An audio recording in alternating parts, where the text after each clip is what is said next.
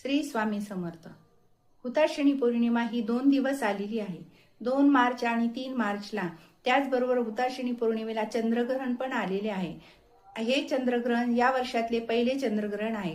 हे ग्रहण भारतात पण दिसणार आहे, त्यामुळे या चंद्रग्रहणाचे वेद नियम आपल्याला सर्वांना पाळायचे आहेत।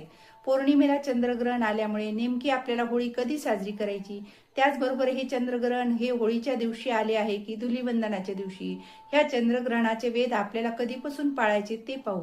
कारण गर्भवती महिला, लहान मुले, ज्येष्ठ मंडळी यांनी वेद नियम कधीपासून पाळायचे, कारण आपल्यासाठी आणि त्यांच्यासाठी टाइम वेगळा असतो।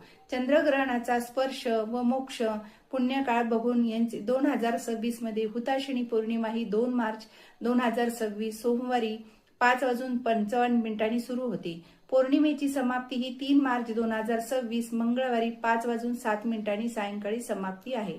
होळी दहन हे कधी करायचे? 2 मार्च सोमवार सायंकाळी प्रदोष काळात आपल्याला होळी दहन करायचे आहे।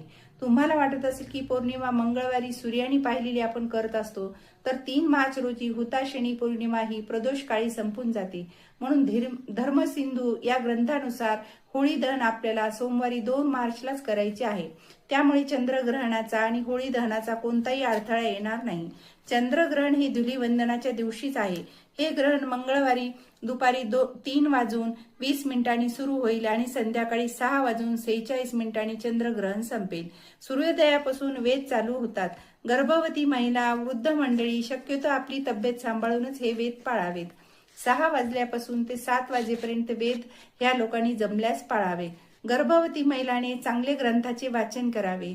तुम्ही रिलॅक्स राहा, तुम्ही बसू शकता, फिरू शकता, पण ग्रहणाचे कात्रीने काही कापायचे नाही, चिरायचे नाही, हे नियम कटाक्षाने पाळावे। तुम्ही चांगल्या प्रकारची कथा ऐकू शकता, स्तोत्र मंत्र ऐकू शकता। गुरुमंत्र सिद्ध करायचा असल्यास तुम्ही ग्रहणात ते सिद्धही करू शकता।